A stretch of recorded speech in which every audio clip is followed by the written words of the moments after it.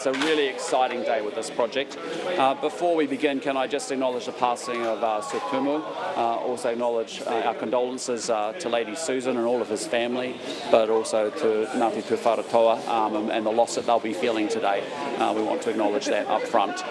Obviously being here is a pretty special occasion. This is a road that's been talked about for a long period of time. It's a road that's been incredibly unsafe, and it's a $2.1 billion investment in the lower North Island in this region. It's a pretty exciting effort, and I want to say a big thank you to our MPs who've advocated very strongly for the project, but also a very big thank you to Chris Bishop, our Minister for Infrastructure and Transport, for leading this to its conclusion and actually getting works up and running this side of Christmas, which we really appreciate.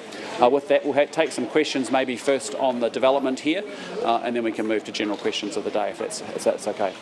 How many jobs do you expect this project to create? I'll let Chris talk to that. Well, in terms of the short-term construction over the next 5 years, it'll be in the thousands.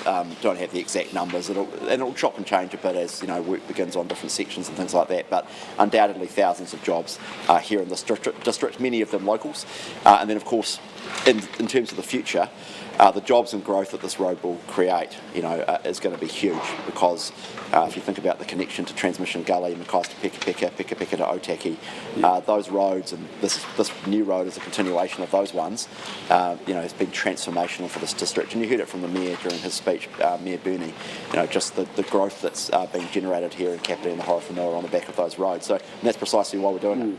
How would you describe the current road? I would describe it as a dangerous death trap, and anyone who's driven it knows that. 70 deaths and serious injuries in the 5 years to 2024. It's an extremely dangerous road, and that's one of the reasons why we're building a replacement offline connection to greatly improve safety on the road. Did you have concerns when it went up to 100 k's? It's safe to drive at 100k, but it is undoubtedly true that it is a dangerous road, and that's partly why we're replacing it with a new road. The mayor talked about at the time that it was really concerning to them that it was going up to 100 k's. Did you share that concern? Ultimately, the road is safe to drive at 100 kilometres, but it will definitely be safer with a new 4-lane expressway standard road, with all of the benefits that come from those things. And you've seen that with Transmission Gully and the initial Kapiti Expressway. Those are very safe roads. Not a single person has died on any of those roads since they were opened. Have you done any forecasts, Minister, on how many fewer deaths might happen on this road? Have you done any projections around the reduction in deaths? Yes, we do. I just don't have them to hand, but we can get those to you as part of the business case process for this road. There have been forecasts, and that has gone into the benefit cost ratio and the business case that NZTA has gone through as part of that. So we can get those numbers to you. I just don't have them to hand. I don't want to mislead you by giving you inaccurate numbers. And the new road will be 100 k's or 110? It's built to 110, or will be built to 110, and we'll go through a process around that as we always do when it comes to that. How important is it, given the housing development that's going out here in East Levin at the moment? Oh, I think critical, and one of the reasons why we've put such a heavy emphasis on these new roads of national significance we want to build around the country is housing growth, and you've seen what Transmission Gully and the Kapiti Expressway has done to stimulate people moving here, and the reason they do that is because they're much closer to other employment centres. So it's now possible to live in Te Waikanai and Paraparaumu, live in Otaki, and actually be relatively close to Wellington. It's now less than an hour from Otaki to Wellington. That's doable for a commute. Whereas before, on a dirt track, hour 20, hour 30, stuck, driving around the bays all the way through Mana and Plymerton, and it just wasn't viable for people, so they didn't do it. And so by bringing, the northern parts of the Wellington and Lower North Island region together, you're bringing you're creating a denser economic market, and that's ultimately good for jobs and growth. I think the thing is there's also real benefits economically, obviously, with building out high quality infrastructure like this. Obviously, as Chris said, you open up housing developments, but the other thing is there's real social benefits as well. I remember talking to a vet when the Waikato Expressway, she talked to me about that as a piece of roading in the Waikato, where she was able to do 1 or 2 more jobs each and every day, and importantly be able to get back to her 2 little girls at the end of the night because of the speed of that road and the safety of that road. And Chris alluded to it here, taking 15 minutes off people's commute time is really serious. I mean, it's 15 minutes you get to spend with your family that you didn't previously have, both ways. So, I mean, it's pretty special. Prime Minister, you were outside the Basin Reserve campaigning for the second Mount Vic Tunnel. Minister, you mentioned that in your speech. Are you confident that the second Mount Vic Tunnel construction will start on that? Yeah, we said we'd start it in our term. We will. Why hasn't there been any details released about it?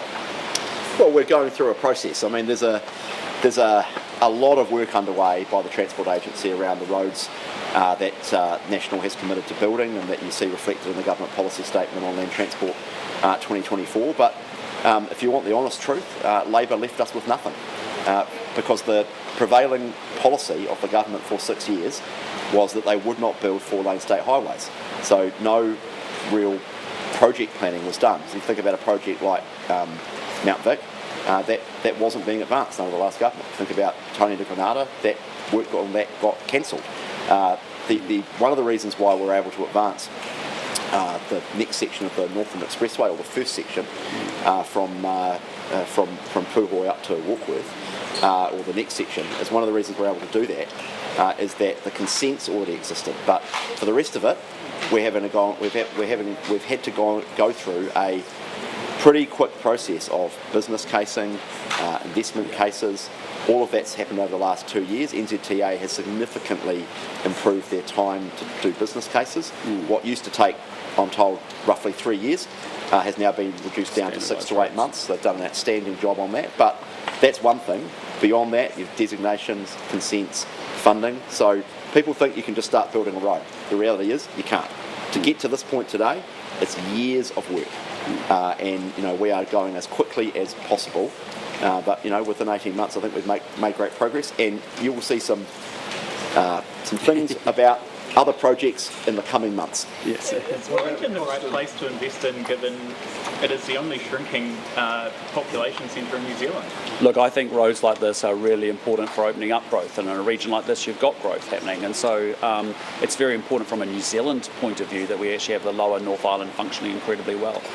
We are a government that believes very strongly in building out modern, reliable infrastructure, and we've got a lot of work ahead of us to do that, but we know the benefits are immense, both economically and socially and environmentally for our people and for the country. So this is the right thing to be doing. We've got a lot on our plate. Chris is doing a fantastic job managing a very large pipeline, and we're just looking forward to getting these projects done so people can get the benefits of them quicker. Just some questions, it's all right to move on. Yeah, so any other questions on the development? Did you have one, mate? Just for the cost of this road, I think it's gone from 800 million to 2.1 billion. Is it going to stay there, or what's A contract has been signed for the road. Construction is basically starting.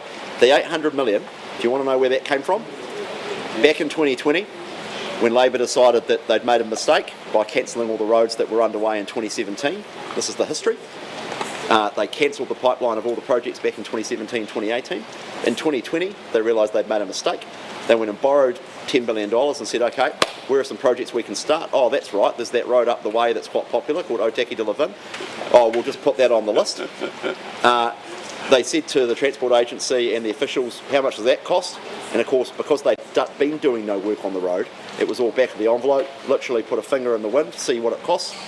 Estimated at 807 million. Turns out that was completely wrong. So of course, we came in 2023, and there's had to be revised cost estimates to get to this point. But of course, the road is important. It meets the benefit cost threshold to advance to being constructed. We believe in the road. We always have believed in the road. And frankly, if we'd started it 5 years ago, it would be a bucket load cheaper. But for that, blame Labor.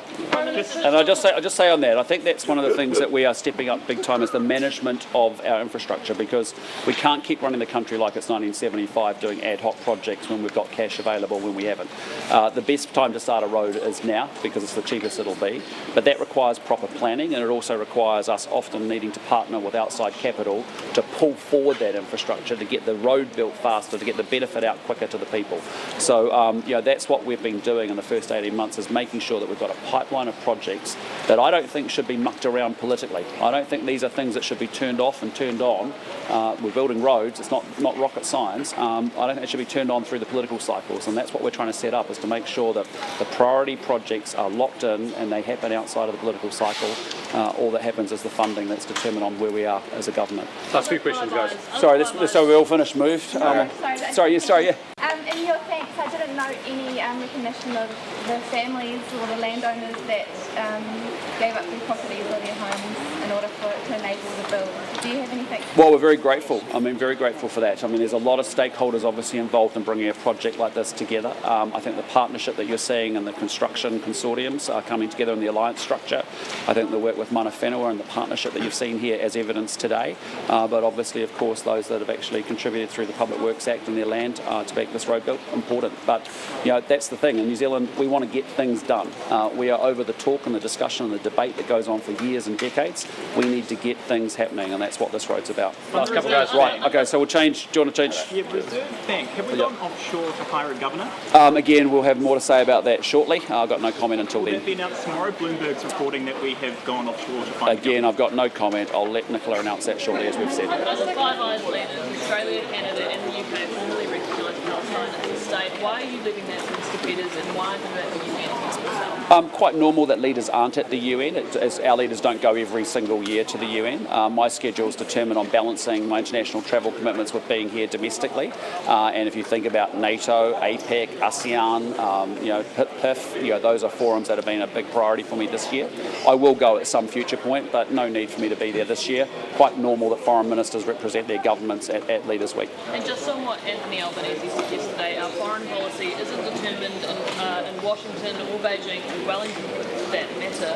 What kind of pressure has yourself or our government tried to bear on Albanese? Did you try and get him to delay the decision? No. Australia makes its own independent decisions around its foreign policy in the same way that New Zealand has its own independent foreign policy and makes its own decisions. So you'd need any conversation? No, you'd need to ask him what he meant by those comments. Last one, guys. We've got to go. Sorry, yes. Prime Minister, can I just ask, what do you make of President Trump's claims that paracetamol during pregnancy is linked to autism risk? Well, I just say to you, paracetamol is safe. It's quite acceptable to be used by pregnant women and others who are dealing with fever. I just encourage people, our Ministry of Health, we're very comfortable with paracetamol being used in the way that it has been, as always, and I just encourage everybody, if you're concerned, check out the Ministry of Health website. But it's completely safe. All right. Okay, thank you, team. Appreciate it.